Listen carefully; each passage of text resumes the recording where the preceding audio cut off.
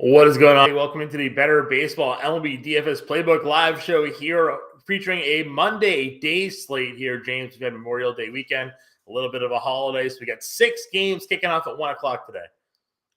Yeah, first and foremost, salute to the troops that have served, that we do have this day, in remembrance of all of them that have passed, and to all that have survived to help us afford our daily lives. And so just a little pay homage to them on this day. I know it's a holiday 3-day weekend for most, but a lot more behind, than just that.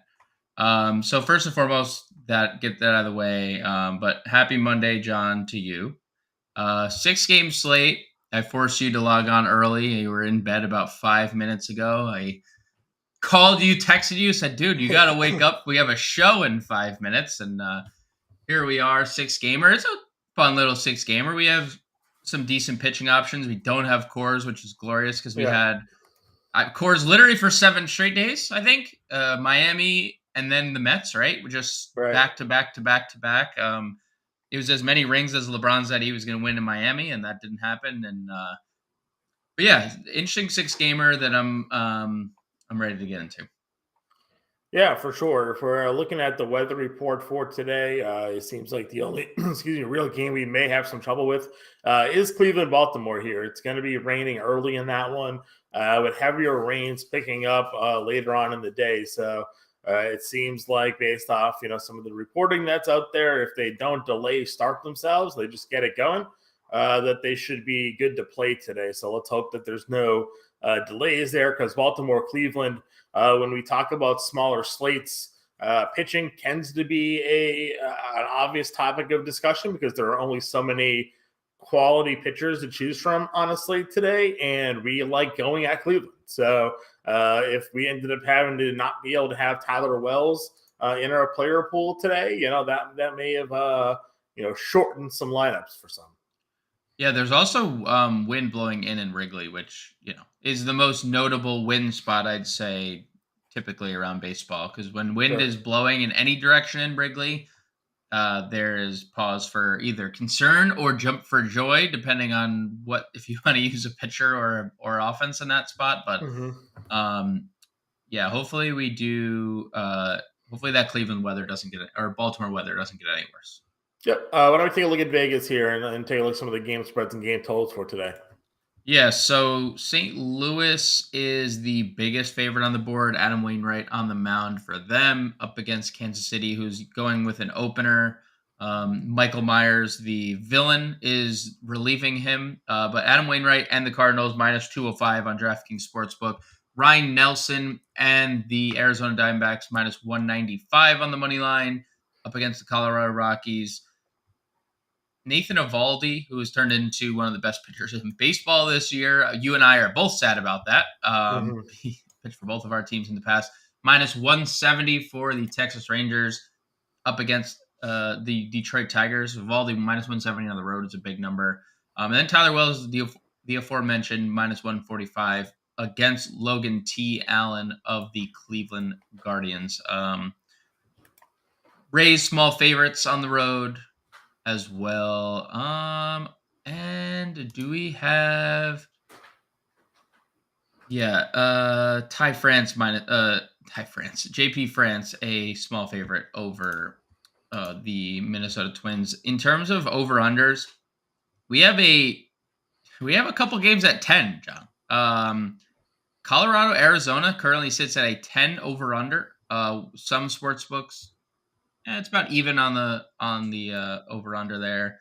But 10 in that game, and then 10 in KC St. Louis. Every other game currently sits at 8 or 8.5, but interesting to see both those games sitting at 10. Those are big implied totals. Yeah. Not a lot of good pitching in those matchups, but also like Colorado's offense is subpar and KC's offense is pretty subpar at times. So interesting to see those two games with 10 implied run total. Yeah, I agree with you 100% here. Let's get into pitching. We talked about it, that Nathan Eovaldi, one of the highest favored pitchers on the slate here. He's also the most expensive starter on the board at $10,500, going up against Detroit. Evaldi's just been an absolute stud. He's coming off of his second complete game and 5 starts, and honestly, it could have been his third. He got pulled 8 2/3 shutout against Oakland there for one reason or another. Maybe 113 they felt was just the pitch limit for him, but it could legitimately have 3 complete games of the last 5, an absolute horse. Strikeouts are kind of middling for him here. Detroit is a team that does strike out more than usual, so we could have a ceiling strikeout game. 5 strikeouts in 3 of the 4. In the middle there's a 12 strikeout game. We probably get 5 to 7 strikeouts here today. I don't think we're going to get double digits out of Evaldi, but I mean, a rarity, it seems like, in today's game is like there's a legitimate chance he throws a complete game, right? He threw a complete game against the Yankees, followed it up with 8 shutout against the Angels. So if he's rolling here today, Texas, because I think they know their bullpen's probably a little bit of a weakness for them, willing to let their ace go. Yeah, there's no reason to think that Evaldi isn't going to give you at least 7 innings minimum at this point. Yeah. I mean, if he's not striking people out, every single out is on the ground. I mean, look at these ground ball outs for him. The last 5 starts, 4 of the last 5, he's been at 10 or more outs on the ground, with the one exception being 9. I mean, he's been awesome. And there's no reason to think that train stops now. I mean, he's some of these teams obviously haven't been great. Like Pittsburgh is struggling. Atlanta, the one spot that he struggled, still had a quality start. He gave up 2 home runs. I know. And honestly, 9 fly balls in that game, right? Like a guy that does not give up a lot of fly balls. Obviously, he faced a tougher lineup. But Oakland dominated. Angels dominated. That Yankees lineup we know wasn't the Yankees lineup we're seeing today. And he's also historically just owned New York. So, no surprise there. Complete game shutout. So, something's turned the corner for him here. And Detroit doesn't seem like an offense that's going to disappoint when it comes to stacking against them pitching wise. No, and that was my end point. Like, the matchups haven't been that hard for him, and it's not going to change today. Like, Detroit's offense, outside of one Zach McKinstry, that he needs to look out for. Yeah, Riley Green. Yeah, that's right. Riley Green. Yeah, McKinstry Green, the dynamic duo up there in Detroit.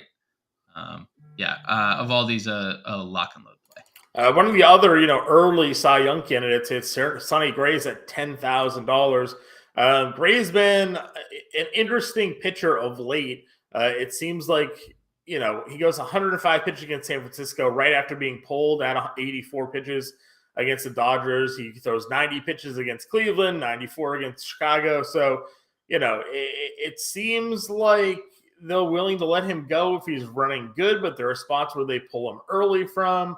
Yep. He's coming back to earth a little bit from that start he had where he allowed just 3 total earned runs over his first 5 starts. Now he's starting to get hit, but as he gets hit, he faces tougher teams. San Francisco against righties, the Dodgers, against right-handed pitching here.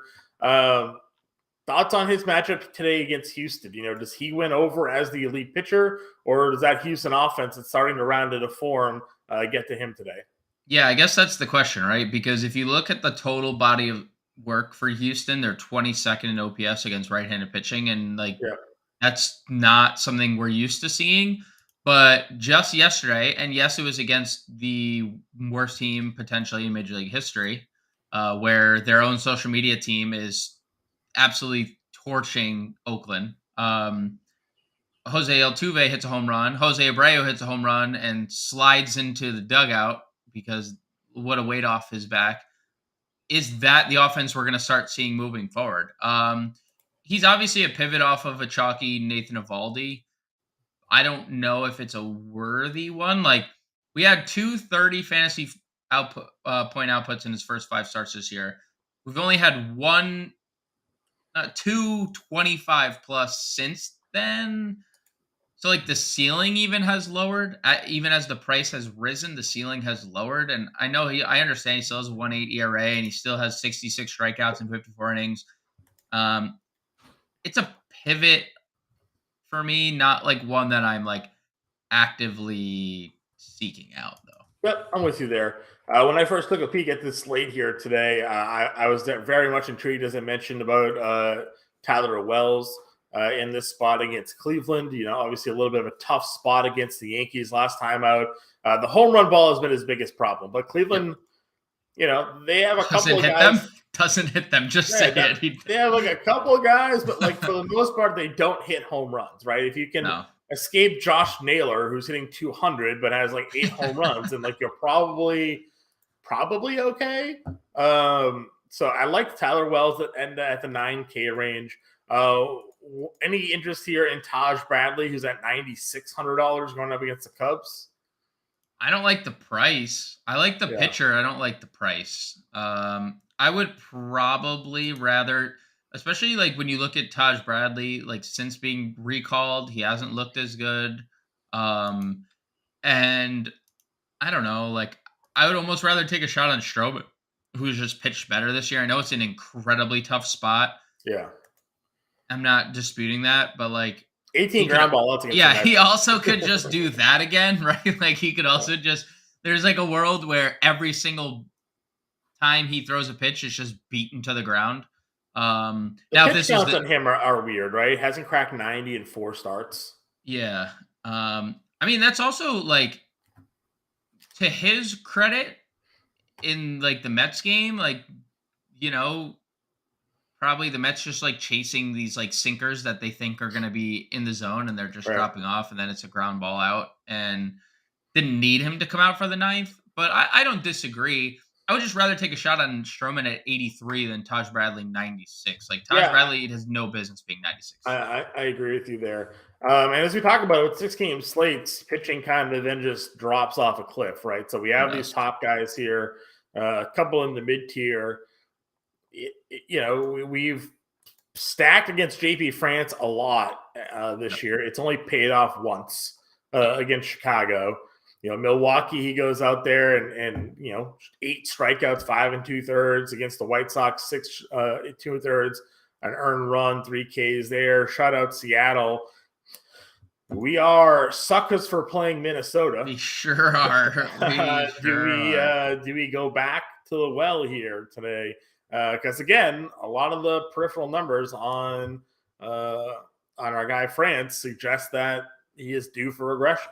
Yeah, they sure do. The only thing is, like, lefties are not doing anything against him. 183 WOBA, 8.086 ISO, like 68% ground ball rate against left-handed bats, and we know the Twins are just like largely lefty dominant. So I'm okay getting there. Like you said, a 4.84 xFIP compared to a 3.43 ERA is not something that, you know, is going to maintain. I mean, 35% hard hit rate, almost a 40% fly ball rate overall, because righties have done so much damage against him this year, which, you know, the middle of the Twins lineup has Correa, Buxton, if they are, you know, interested in playing today. So yeah, I mean, I like the Twins, and I think it's a good spot. I'm just so curious as to why lefties have done, like, they just can't hit him. Like, why? Like, lefties cannot hit this guy, apparently. And we look at the Twins lineup. I have to imagine it's the pitch repertoire, right? So yeah, 6 of 9 projected. I mean, we're throwing JP France throwing fastball, slider, changeup, knuckle curve, cutter, like nothing that, like, no like sinker going down and away to a lefty, no like splitter, like there's I don't know, the, you know, like what. So I guess the changeup going down and away could be an issue for lefties. I'd be okay on both sides of this on this fence, kind of like, I see London, I see France, you know. Oh wait, but speaking of, John, look at this cup. Bad jokes. Yeah. Stir fresh daily. What do you think? Thoughts on the cup? I mean, par for you. Yeah, par for the course for me, right? Yeah, I'm happy for you. If we're going value wise, you know, Ryan Nelson, last 2 starts, 11 1/3 innings, 1 earned run. I don't really love it. But he is a big favorite over Colorado here today for one reason or another. You know, so he's obviously there. And then Adam Wainwright. I know he has not been good in his 4 starts. No, he has not. But if you want to like float out the home theory again here. He's had 2 bad starts on the road, Cincinnati, Boston. Last year, he had like an ERA almost near 5 on the road. But at home again last year, he had an ERA under 3. His most recent home start against the Dodgers, 5 2/3. Only 2 earned runs. He had 5 runs allowed, but only 2 of them were earned. Kansas City has been abysmal against right-handed pitching. Just the last 2 weeks, they have the 3rd highest strikeout rate. They have a 188 average, a 259 WOBA, a 586 OPS, a 333 slug, a 250 on base percentage against right-handed pitching. That's just the last 2 weeks. For the year, it's really not that much better. They have the 5th highest strikeout rate at 25%. Their batting average is the 3rd lowest at 223. Their weighted on base percentage there is right down towards the bottom, 3rd lowest at 286. Adam Wainwright got off to a little bit of a slow start. He's working his way into some, maybe playing shape here. He's home where he's pitched really well, even when everybody thought he was past his prime. So I don't know. I would be willing to throw one final dart on the future Hall of Famer here in Adam Wainwright. Have I mentioned he's at home, John? Yeah. Have we mentioned he's at home? That's what I'm saying. That's really the one Adam Wainwright talking point at this. It is. It's the only redeeming quality he has. Because this year he's been bad, but for the last 3 years when he's only been bad on the road, he's always been bad. He's always been good at home. Last year on the road, 4.73 ERA, at home 2.98, and that's been the trend now for the last handful of seasons, basically. Just an elite home pitcher. So Kansas City struggling big time here against right-handed pitching. I know we like some guys in their lineup. Salvi's got a lot of power. Bobby Witt's been a lot better against lefties rather. Listen, it's a smaller slate. You got to find some ways to, be different. And I think that Adam Wainwright, I'll give him one last ride here. If he comes out against Kansas City at home and just gets pushed around, maybe I pass, and then we'll look at a different direction moving forward. Different direction today. Any interest in Matt Boyd or Mike Myers? Not the villain, maybe the villain. I can't really go anybody against the Rangers lineup.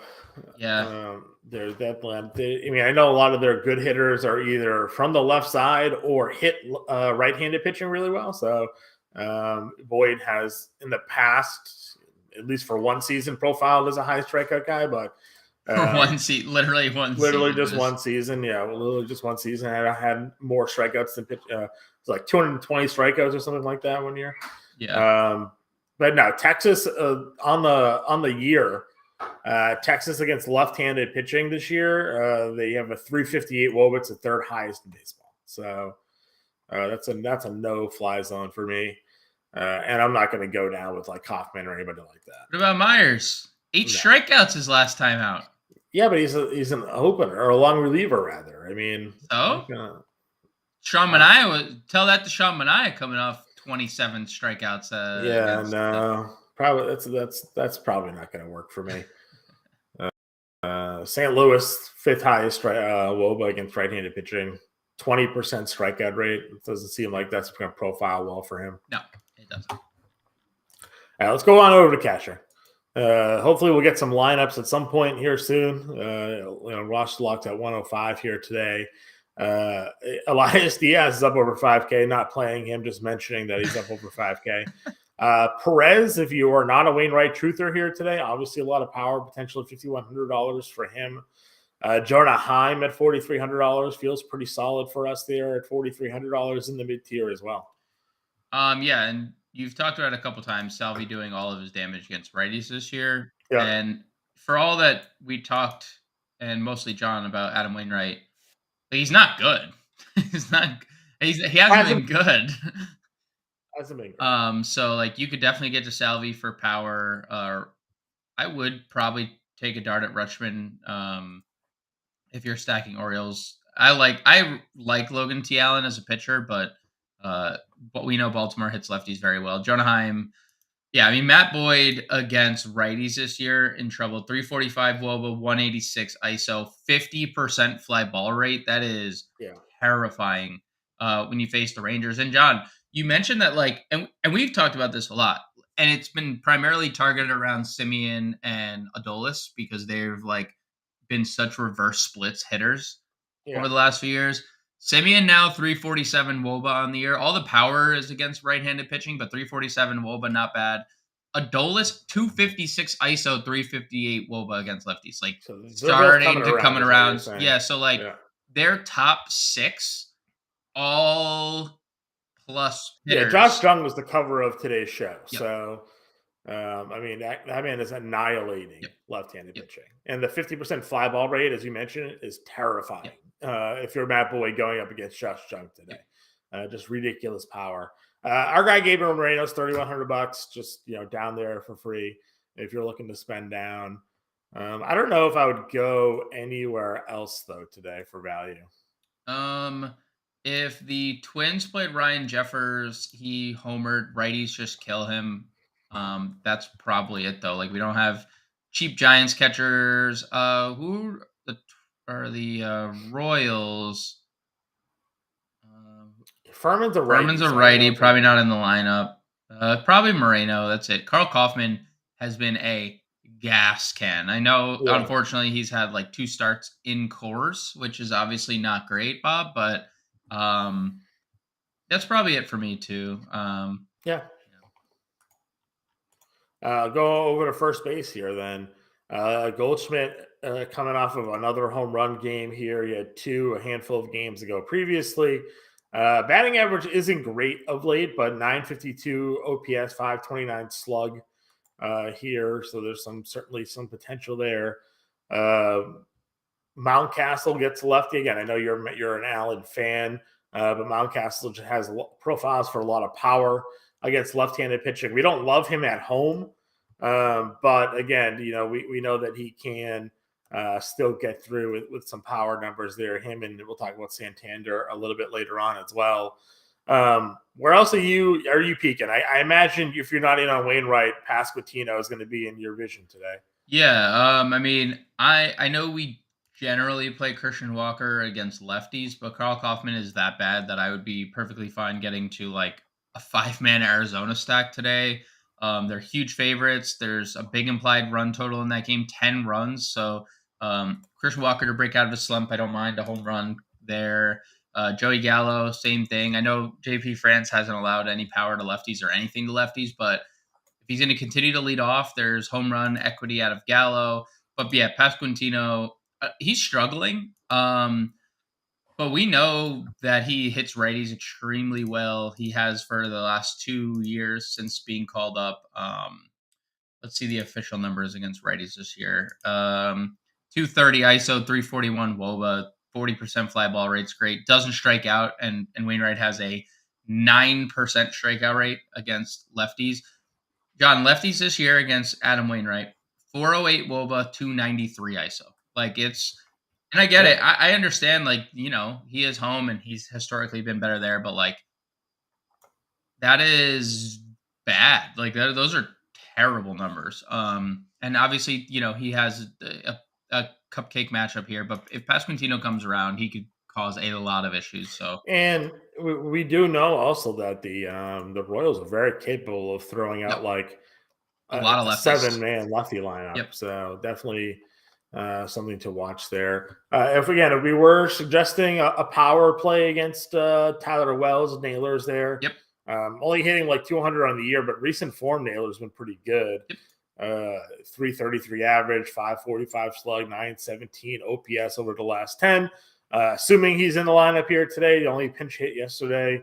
Again, a good power spot potentially for him here. Then again, Wells has been good, so like there aren't like great split stats for like against him per se, but the home run ball has been a problem for him. So certainly someone to peek at. You mentioned the lefty with Pasquantino, Prado's first base outfield eligible. He'll be right there in the middle of that lineup. Let's see here. Nolan Jones is still hanging around. Any Yep. interest in Nolan Jones here? Yep, sure. Ryan Nelson has pitched well, and he is a big favorite. But you said it in your opening. You said Ryan Nelson is a big favorite for whatever reason. That was like word for Yeah. word what you said, and you're not wrong. Like he's just kind of he's getting by because for whatever reason, but lefties have killed him. 403 WOBA, 216 ISO, 47% hard hit rate. He has a 10% strikeout rate against lefties. Um, Not really doing it. And not that, not that Colorado has like an abundance of lefties here, but I like Yeah. Nolan Jones. Mike Moustakas is right there at 3,400 as well. If he cracks the lineup, like we could see Jones and Moustakas both multi-position eligible. Blackman's a lefty. Like they have a decent amount of lefties that profile. Like they have a decent amount of lefties that can cause issues. Nolan Jones is Sure. obviously the highly touted prospect of like that core group of guys that hit from the left side, but I definitely have interest in him at 3,200. Yep, for sure. Let's go over to second Wait, base here then. I got Yep. Oh, Pavin all right. Smith 3,000. They've been leading him off, Sure. which I find a little interesting. Carl Kaufman is just so bad. So I'm if they do decide to lead Pavin Smith off for one reason or another, and I know Carl Kaufman's been crushed against righties, but 629 xFIP, 14% strikeout rate, 37% fly ball rate, 57% hard hit rate allowed. Like pretty much anyone Yeah. with a pulse in the Arizona lineup, I have interest in. Yeah, I mean, I was definitely feeling a Corbin Carroll day Oh yeah, today. for sure. Especially only $5,100 today, but we'll get to outfield in a moment. Let's go over to second base as we mentioned here. Semien is 6K again. Like if you want to spend up, as you mentioned, the numbers are coming around. When we talk a lot about this early on, you have some of these smaller sample sizes, numbers look pretty bad, and then as they get into a run of like maybe facing like 3 lefties in 4 days or something like that, and that offense starts rolling, you start seeing that production come up. I've been pretty outspoken about how I wasn't a big fan of Simeon last year. Still early on this year, I was like, I don't know. I don't think he's worth this money. I mean, late form for him. He's been pretty good, obviously. Yep. Do you find yourself on a slate like today, thinking that $6,000 is a price you're willing to pay for him? Possibly. I mean, we're obviously going to need to find value. There wasn't a lot of great value pitching. I think that's why something like Pavin Smith would make sense if you're playing, or like Nolan Jones or something like that, because that's really the only way you're going to be able to get to Simeon 6K, and including like guys in the outfield that we're going to get to, like Corbin Carroll and Josh Jung. Like Texas is very expensive, so you're going to have to pair them with a very cheap stack or just a bunch of cheap one-offs. I would play Simeon in a stack. I probably wouldn't get him at 6K as a one-off, because I think there are better Texas one-offs that just profile better than him at 6K. So I like him best in a stack. There's probably no bigger Nolan Gorman fan than you on this show. Uh, Well, because he's so uh, awesome. for Who's not a Nolan Gorman for fan? $4,800 here today.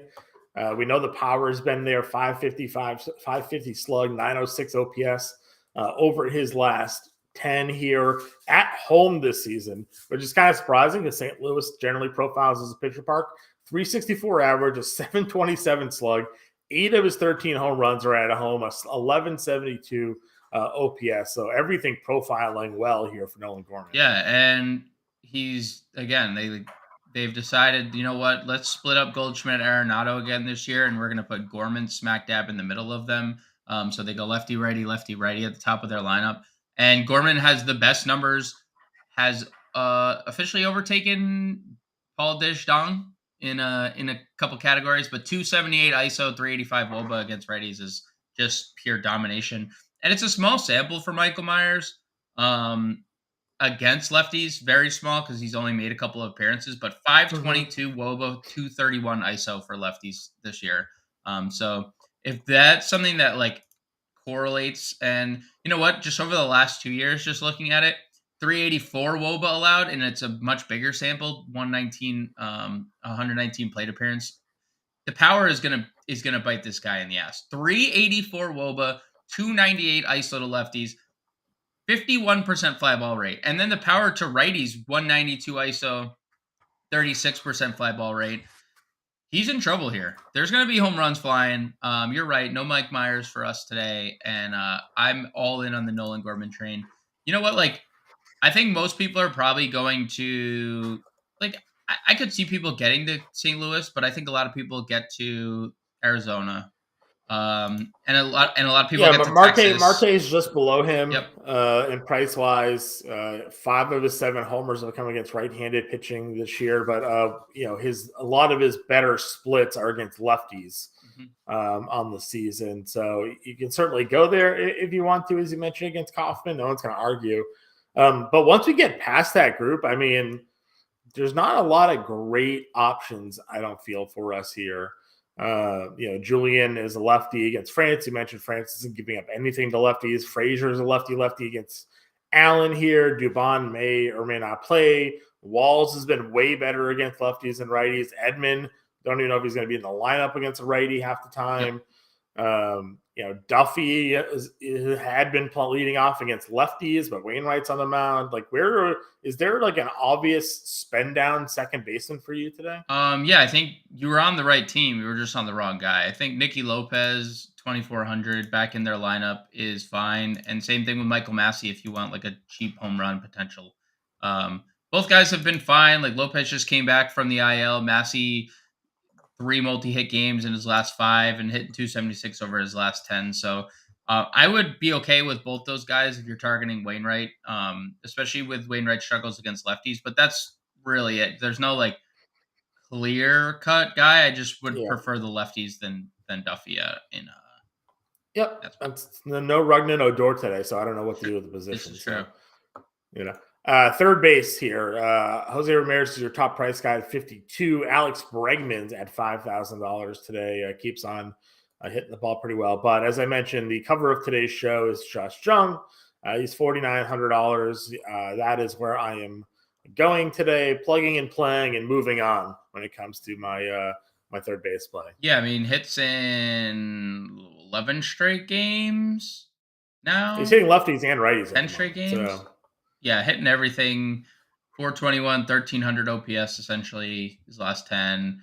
And you the mentioned, lefty splits for him this year are insane. 340 average, 660 slug, a 1040 OPS against lefty. yeah, and let's look for 40, almost a 40% fly ball rate. On top of that, Yeah, you 319 mentioned Boyd has ISO. a 50% fly ball rate, Yeah, so 50 just per not. 50% fly ball rate to righties. So yeah, that's the perfect matchup for Josh Jung to deposit one into the stands.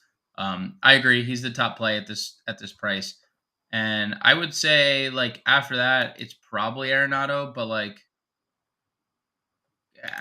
he's had one good stretch this year where he hit a home run in 5 straight games, 6 of 7, and then the rest of the year has kind of been terrible. Mhm. Right? Like it's been terrible for him outside of that 1 7 game stretch. 4,800 is a really good price though. So I don't know. That'd probably be the other spot I'd go to like 4K. Yeah, that's fine. If when we're looking to spend up, Oh, Ryan wisdom McMahon. wisdom doubled on yesterday. Do you think that's something to read into here at $4,100? He had like no hits going. Like, Yeah, I know. I mean, he's always a threat for a home run, but so if you want to play him for the potential that he homers, that's fine. Okay. Any other third baseman then for you? I mean, you can play Moose here. Either Arizona third baseman could be in play, just given how bad Carl Kaufman's been against righties. Kyle Farmer is in play. We joke about him all the time, and he's struggling, but righties have been the ones to hurt Yeah. JP France. Willie Castro, did he have the big game? Yeah, he had the double hung on Saturday when I played Chris Bassett. It was a really good time. Chris Bassett just had a Yeah, really that good was time. infuriating. 39 fantasy points for Willie Castro. I mean, like, is that repeatable? No, but he's actually had 2 big games in his last 4. He had 2 stolen bases, and he had a double dong and a stolen base in that on Saturday. So, like, I don't know, like, apparently Willie Castro has a Ronald Acuna ceiling. If you want to go there Yeah. at $2,500. Yeah, that's fine. Moving on over shortstop here. Seager's your top price guy, gets the lefty spot, but I'm not really too concerned about that. Bobby Witt against a righty at 54. Franco in a tough spot against Stroman at 51. Any of these top guys profiling as must plays for you today? Not as must plays. Seager has been good against lefties. Boyd has been really good against lefties. So All right. like, what's gonna give? ISO 217, 421 WOBA for Seager. Matt Boyd has a 0.053 ISO allowed to lefties. Like they're just doing nothing. The ground ball rate is good for him against lefties. So like I don't know. Witt, we know his lefties well this year. Franco, it's probably Wander of the three just because he gets on, he'll go. And we've talked about that a lot. Like, Sherman gives up base hits. Yeah. Sherman's not going to like one hit anybody, two hit anybody. So Franco is the guy who has 2 hits today. He could have 2 stolen bases. So of the 5K tier, I would say Wander's the winner for me. Okay. Going down into the mid-tier range, you've mentioned, Farmer's there, Perdomo maybe at $3,700. Could be a guy. The Did you mean 945. Correa? Did you mean Yeah, Correa? You Correa. said Yeah, for Farmer. You said sure. Farmer. I didn't know if you meant Farmer or Correa. Oh, well, yeah. If I was just scrolling down, Farmer Oh, had okay. Okay. has the dual positional Okay. eligibility. But yeah, Correa at $4,100. You mentioned the righty's doing the damage against France. He's starting to come around. The 361 slug, 783 OPS looks okay. De Jong at $3,900. Perdomo, as I said, has some pretty decent power numbers lately. But again, on a short slate, another sort of less than stellar value tier for us here. Yeah, it's not great. I wish Mateo was the Mateo of old. Yeah, it's gone, Well, we John. knew that run was going to end. I know, but it's not. It hasn't ended. Like it has. He's gonna get like sent down. He went from like best player in baseball to like not gonna be on the team in a month. I like Correa 41 as my favorite shortstop today, I would Okay. say. Because there's just actually nothing else that even exists. Yeah. I mean, you're right. Perdomo is fine. Rosario is fine. De Jong is fine. Tovar hits lefties. Doesn't really steal bases. Not going to play Zach Short, even though he's been good because he gets Evaldi. It's bleak down here. It's a small slate, man. These are the small slate struggles that we have to sort of try and work ourselves through here at times. So looking at the shortstop, like I said, maybe it's a spot where you just look to spend up because of the talent pool that is available to you otherwise. Yeah. Let's go on over to outfield where there's not a shortage of talent. Yordan Alvarez is up here at 63. They gave Christopher Morel the 6K treatment on this slate as outfield only. Christopher Morel going up against Bradley. Buxton's at 58. Arozarena's 57. So some big name talent here. Which ones do you prefer? I mean, Buxton has the best matchup of the group, I'd say. Obviously, Yordan double-downing yesterday. We've seen Christopher Morel slow down a little bit, but he still has a million home runs in a short period of time. So I lean Buxton of the group. Buxton has good numbers against righties this year. 254 ISO, 356 WOBA, 50% fly ball rate, and all that plays against JP Francis, 51% fly ball rate, 383 ISO allowed to right-handed bats. So I think Buxton's my favorite of the group. But obviously, if you want to get to Yordan or Morel or Tucker or Rosarena, like no one's going to stop you here. And Adolis has looked really good against lefties this year too. Yeah, for sure. Other guys sort of in the middle upper tier range here. You mentioned Blackman against Nelson. A lot of lefties doing damage there. He's starting to come around with some power numbers the last 2 of the last 3 games. I know he gets a core field bump, but Arizona obviously in the past has been a decent spot for offense there as well.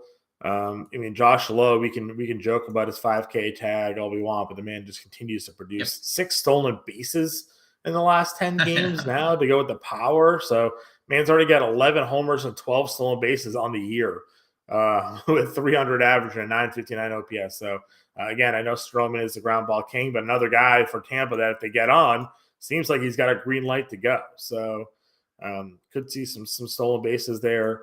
If Lourdes is in the lineup, that'd be great. We could play some Lourdes today at 43. Santander, as I mentioned, ton of power against lefties here. We've got Allen on the mound there, so some good mid-tier options for us. Yeah, both. I know you mentioned it was a Corbin Carroll day, but just circling back for anyone that may have missed it. Obviously, Corbin Carroll, an elite play, $5,100, coming off just big weekend, just bunch of big games now stringing together. A lot of power, a lot of speed with Corbin Carroll. Love him, 51. And Lourdes Gurriel has dominated righties this year. 333 his last 10, 315 on the year. Santander, great play. Blackman. I like this tier a lot more than I actually like the five, above Corbin Carroll tier, truthfully. Yeah. Our guy in Chad DePrince wants to know what our thoughts are about Franco at shortstop. Like we said, a lot of ground balls by Stroman here, but Franco obviously, and Franco's better splits have been against lefties, but with the righty on the mound and the stolen base upside of Tampa Bay in general, if Franco gets on base, definitely potential for a steal or two in this game. Plus, Tampa Bay's offense is just a machine, so could just as easily go out there and score 10 runs today. So I don't mind Franco. I don't think anyone's going to play Tampa Bay today against Stroman, so could be some lower rostership there as well. I could see Wander being popular just because we talked the shortstop position was terrible. The rest of this, I agree on the rest of Tampa, but I could see Franco being like the one-off Franco. Yeah, it's terrible. It's terrible. Oh, you know what? We have a great comment here in chat. Did Royce Lewis get activated? Yep. He is getting activated for Monday. He is being reinstated from the 60-day injury list Monday. Stone Cold Min was raking at AAA. Do you think that they'll put him in the lineup? I guess that's the next question, right? I think if he's activated, he's in. Sometimes these guys activate and they have him like sit on the bench for a day. We'll see. If he's in. No, we have Tigers. The Tigers lineup. 100%. Tigers lineup 100%. Is the only one out. Okay. 100%. If Royce Lewis is in the lineup today, and he is projected to be in the lineup today, yes, 1,000%, because as we talked about, one, sucks. Two, min price gets us a lot of money, flexibility there to call Steven. Play with some builds there. Good call, Steven. 100%. And we had a lot of questions in chat too, waiver wires about picking up Royce Lewis this week. We knew his call up was imminent, so good to see him. Good to see that news there today for sure. We'll have to see if he's in the lineup or not. But just given the slate size and the lack of depth at the position, what do you think the rostership is if he comes in the lineup today hitting like sixth? Do you think he's 80% on a 6-game slate? I don't know. We saw this. Fernando Tatis came back at 2K and he was like 30%. So who knows? I don't think if Tatis, who has already challenged for an MVP, was only 30%, I don't know if Royce O'Neal is going to be much popular than that. Just given. Was it a bigger slate though? I don't think so. It could have been. It might have been. Maybe because it's a shallow position, we could see. I don't see ownership up anywhere at this point, so I couldn't even give you an accurate guess on where the field lies on Royce right now. That's fair. So that will certainly open up a lot of salary for you one way or the other, depending on how you want to go about your roster builds for today. Guys under 4K, who's catching your eye? I would just circle right above 4K. Lars Nootbaar, 4,200, going to lead off. Lefties have been killing. Mike Myers, Profar as well, 4,100. Ryan Nelson. You could definitely attack Ryan Nelson. There's no just because he's a big favorite. We saw this with who was a big favorite last? Marco Gonzalez against Oakland. Marco Gonzalez is not a good pitcher. You could attack just because guys are big favorites. You can can attack them. Baltimore hit Austin Hayes third yesterday. I don't know if you saw that. They moved Santander and Mountcastle down. Hit Austin Hayes third. He is rolling right now. 3 hits on Sunday, home run on Saturday, 2 hits on Friday. Like huge weekend against Texas. Now hitting 405 his last 10 games. 3,700 Austin Hayes catches my eye the most, like right off the bat. Yeah, I like that call. Yeah, that's a pretty good spot there. So the Arizona Diamondbacks, I'm sure you saw over the weekend, they sent Fletcher down. They call our boy up. They called our boy up, McCarthy here. McCarthy's 3K. Stole a bag, first game back. Good to see. Had a double the next night. Struggled on Sunday here. He was hitting the ball really well at AAA. Would you consider him Grossman today in a good spot against Boyd because he'll hit from the right side? What are your thoughts on like this low 3K tier? Yeah, I mean, you and I are both never going to shy away from playing Jake McCarthy. I know he had been horrible in, before being sent down, but he's a good player. We saw it last year. He was great in the minor leagues, as you mentioned, and he does have power and speed combination. So I definitely get to McCarthy in this spot. I like Grossman, Prado, and Nolan Jones. Two guys we mentioned at first base. For anyone that wasn't around at that time, I think both are in play here in the outfield or at first. Leotis Taveras is also interesting. He's raking, and we talk about the wraparound stacks all the time. He'll hit 9th for Texas. He's a switch hitter, and you could play him or Grossman now. I don't think either are in obviously an optimal lineup positions because since Seeker comes back, Grossman's now hitting 7th. Taveras hits 9th, but I actually kind of like the Taveras wraparound a little more than the Grossman 7th spot, depending on what part of the lineup you're using.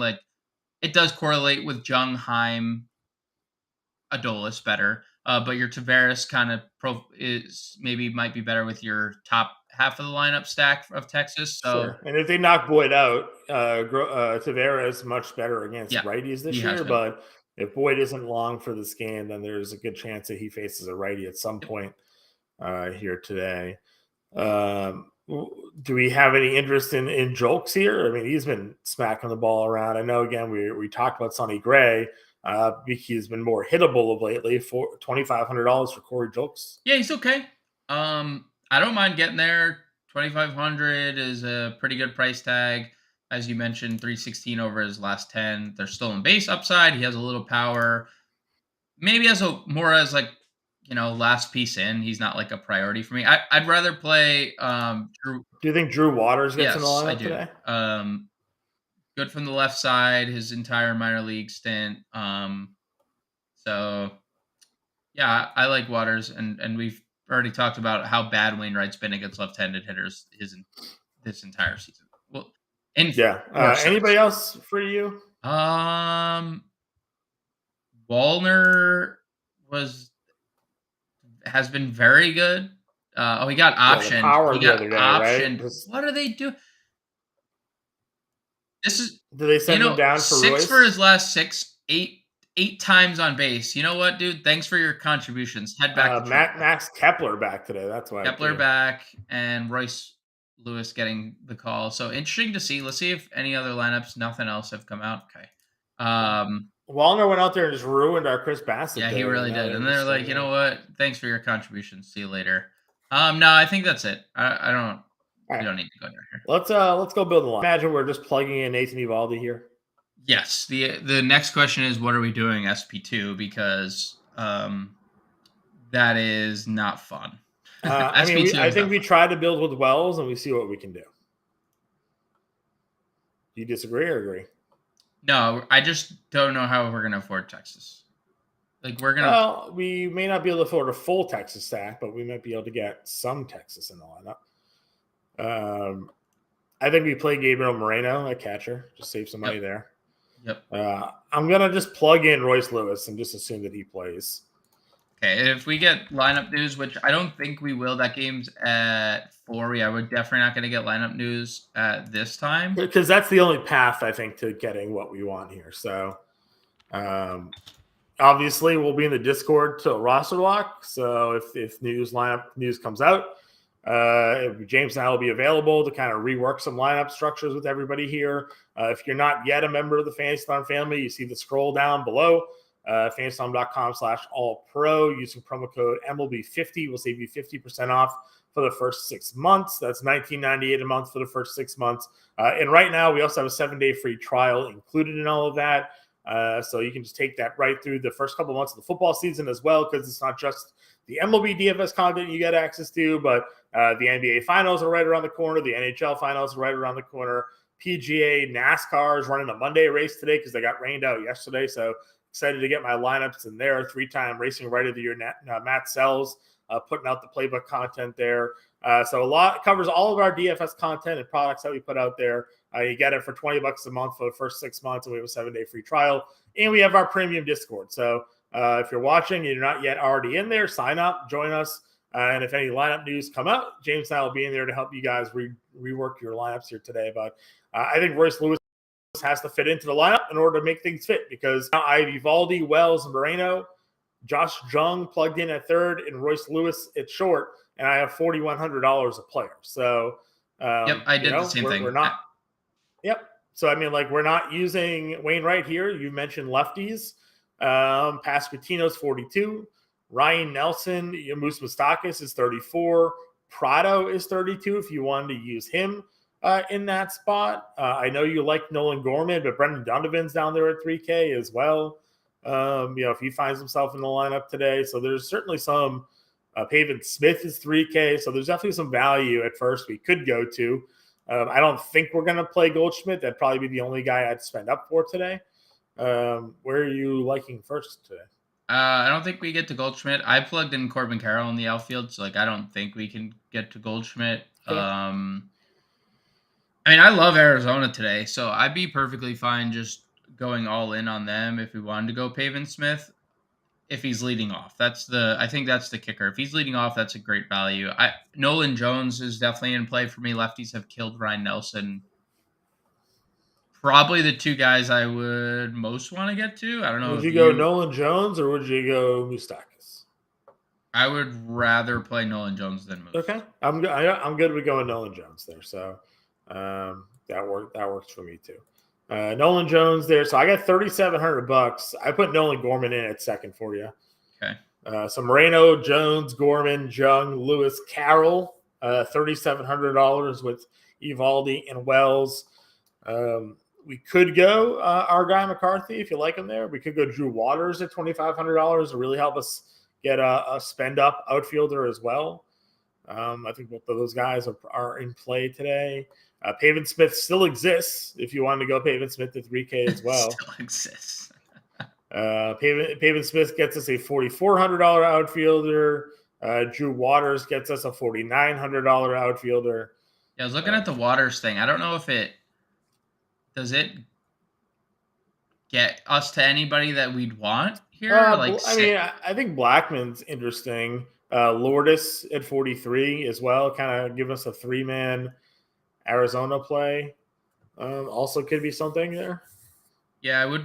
If we did the Lourdes thing, we could just do 4-pack and switch back to Pavin, right? Yeah, or Pavin, one of the either guy, and then pretty much playing the top four of the top 5 in that lineup. Could also go Nootbaar. I know you're a fan of him there, and go Nootbaar, Gorman 1-2. I like that. Lefties have been awesome.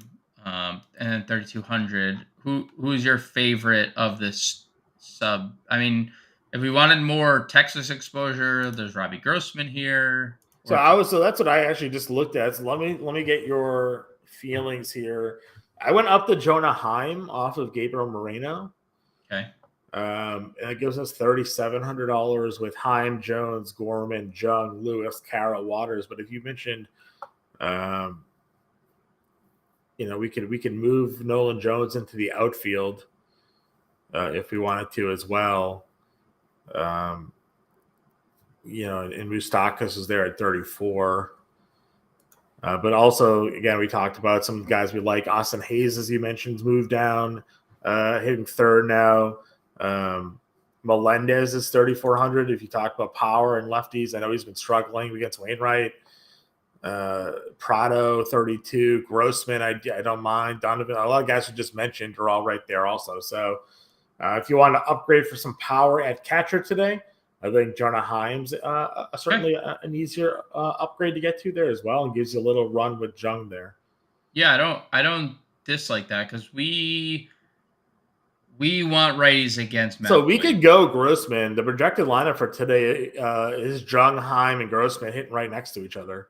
Yeah, it's a good little correlation, and then you come off of essentially you come off of Waters, right? It's Well, I had Waters still in the lineup, but did you want to pivot Waters off for like McCarthy or somebody like that? Or probably Prado? yeah. I mean, we have 3,200, so we could play anyone in this tier. I'm okay playing Prado, Donovan, Smith, McCarthy. I like all those guys. Okay. Yeah, let's go McCarthy. He's our guy. Let's ride with him. So we'll do that. Do you want to just move into Pavin Smith then, or just get the Arizona stack going off of Nolan Jones there? Yep. Okay. All right, so that's what we got. We have Nathan Eovaldi, Tyler Wells, Jonah Heim, Pavin Smith, Nolan Gorman, Josh Jung, Royce Lewis, Corbin Carroll, Jake McCarthy, and Robbie Grossman. So we got 3 Rangers. We got 3 Diamondbacks. We got a one-off there of Royce Lewis in Minnesota, one-off Nolan Gorman. St. Louis with 2 top pitching spend-ups for today. Again, James and I will be in the Discord. Everybody enjoyed their day baseball today. We'll be back tomorrow morning with the podcast. And we'll be live at 5 o'clock Eastern for everybody there. Again, if you have any questions, go in the Discord, find us there, try out the 7-day free trial, sign up with promo code MLB50, and become a member of the family there today. Good luck, everybody. We'll catch you.